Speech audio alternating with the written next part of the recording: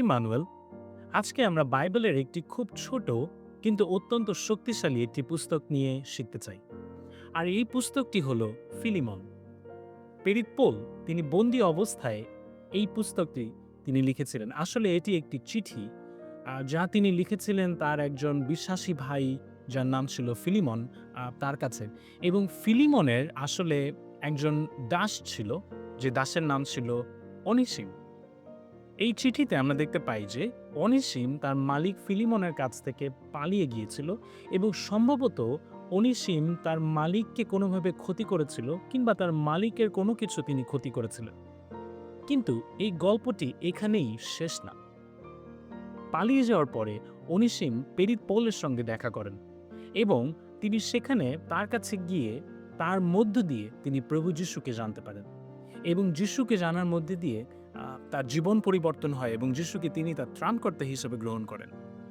আর এরপর পল ফিলিমনকে একটি চিঠি লিখলেন এবং সেই চিঠিতে তিনি বললেন, ফিলিমন তার ১ অধ্যায় ১১ পদ থেকে আমি পড়ছি। এখানে লেখা আছে, এক সময় ছিল যখন তোমার কাছে তার কোনো মূল্য ছিল না। এখানে তার বলতে পল বোঝাচ্ছেন অনিসিমকে।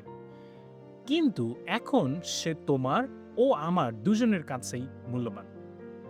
না, ভালো করে লক্ষ্য করুন, পল তার চিঠিতে ফিলিমনকে বলছে যে মালিক ফিলিমনের কাছে দাস অনিসিমের আগে কোনো মূল্য ছিল না, কিন্তু এখন তিনি মূল্যবান।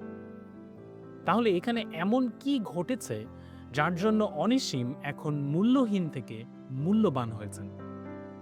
এবং শুধু মূল্যবান হওয়াই কিন্তু যথেষ্ট না, কিন্তু গভীরভাবে দেখুন, পল ফিলিমনকে ১৬ পদে বলেছেন যে ফিলিমন, তুমি অনিসিমকে তোমার কাছে পুনরায় গ্রহণ করো, কিন্তু এবার তুমি তাকে দাস হিসেবে নয়, কিন্তু একজন প্রিয় ভাই হিসেবে গ্রহণ করবে।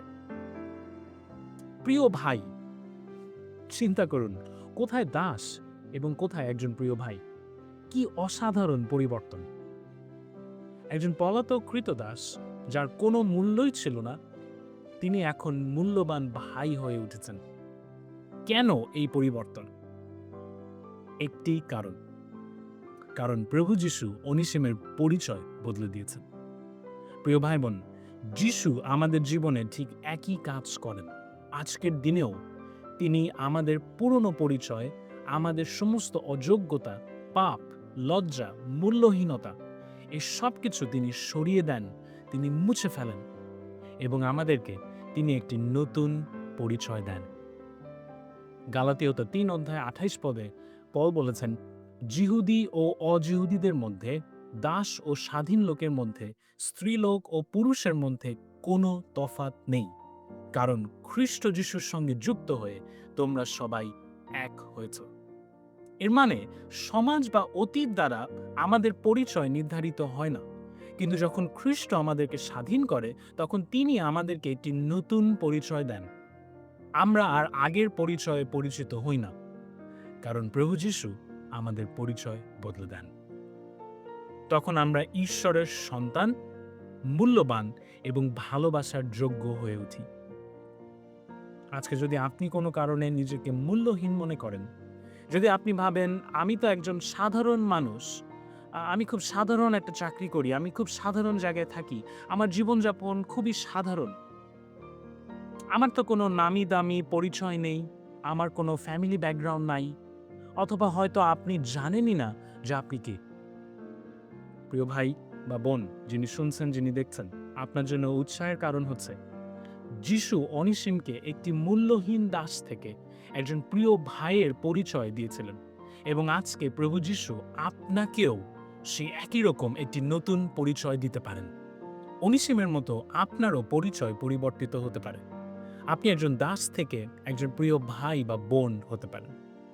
আপনি ঈশ্বরের সন্তান হবার অধিকার লাভ করতে পারেন এবং ঈশ্বরের সন্তানের পরিচয় ধারণ করতে পারেন। একজন হারানো মানুষ থেকে ঈশ্বরের সন্তান আপনি হতে পারেন, শুধুমাত্র যদি আপনি যিশুকে আপনার জীবনে স্থান দেন এবং তাকে আপনার হৃদয়ে কাজ করতে সুযোগ দেন। তিনি অনিসিমের মতো আপনারও পরিচয় বদলে দিতে সক্ষম। আমি প্রার্থনা করি যেন আজকে আপনি প্রভু যিশুর মধ্যে দিয়ে আপনার জীবনে একটি নতুন পরিচয় খুঁজে পান। ঈশ্বর আপনাকে আশীর্বাদ করুন। ধন্যবাদ।